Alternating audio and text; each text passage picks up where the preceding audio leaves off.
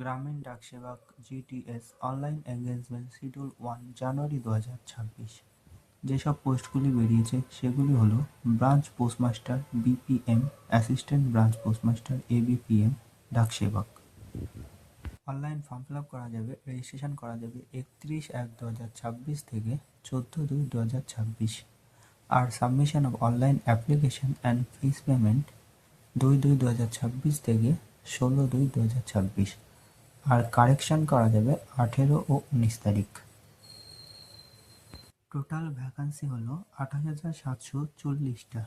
আর আমরা যদি পশ্চিমবঙ্গে দেখি তাহলে পশ্চিমবঙ্গে টোটাল ভ্যাকান্সি হলো 2,982টা।